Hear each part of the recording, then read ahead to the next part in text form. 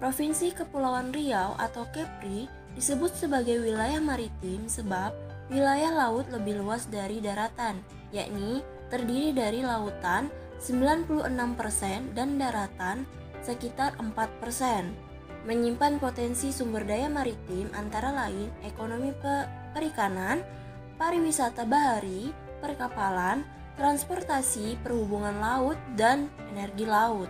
Kepulauan Riau merupakan kawasan kepulauan di Pulau Sumatera. Kawasan ini memiliki potensi wisata, terutama wisata kepulauan. Kekayaan sumber daya alam laut dan maritim yang tersedia di wilayah Kepri dapat menunjang pertumbuhan ekonomi melalui pemanfaatan potensi kemaritiman. Kita sebagai bangsa Indonesia, khususnya masyarakat di Kepri, sudah saatnya mengubah paradigma pembangunan dari ekonomi dataran menjadi ekonomi berbasis kemaritiman dan kelautan untuk meningkatkan pertumbuhan ekonomi masyarakat, khususnya masyarakat pesisir.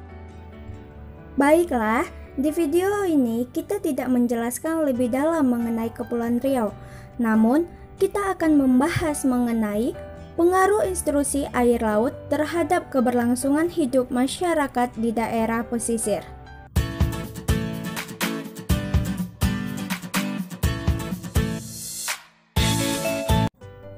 Untuk memahaminya, kita harus pergi jauh ke bawah tanah. Di sini, beberapa ratus kaki di bawah bumi. Menurut Coastal Lethal 2018, intrusi air laut adalah merembesnya atau masuknya air laut ke dalam aquifer air tanah karena tekanan air tanah lebih kecil dibandingkan dengan tekanan air laut. Pada kondisi normal, meskipun berat jenis air asin sedikit lebih besar daripada berat jenis air tawar dan akan mendesak air tawar lebih ke hulu. Namun, air tanah memiliki tekanan piezometrik yang lebih tinggi daripada muka air laut sehingga desakan tersebut dapat dinetralisis dan tidak terjadi intrusi air laut. Namun, intrusi air laut dapat terjadi apabila keseimbangan terganggu. Salah satu aktivitas yang menyebabkan intrusi air laut terjadi adalah pengambilan air tanah dalam jumlah yang berlebihan. Bila intrusi sudah masuk ke dalam sumur, maka sumur akan menjadi asin dan tidak dapat dipakai lagi untuk keperluan sehari-hari.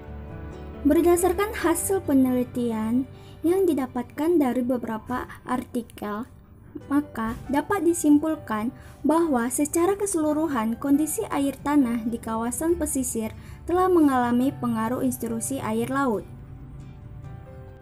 Berdasarkan perbandingan ion klorida dengan ion bikarbonat, teridentifikasi bahwa keseluruhan air tanah wilayah terindikasi terpengaruh air laut cukup besar dan air tanah terpengaruh air asin yang besar.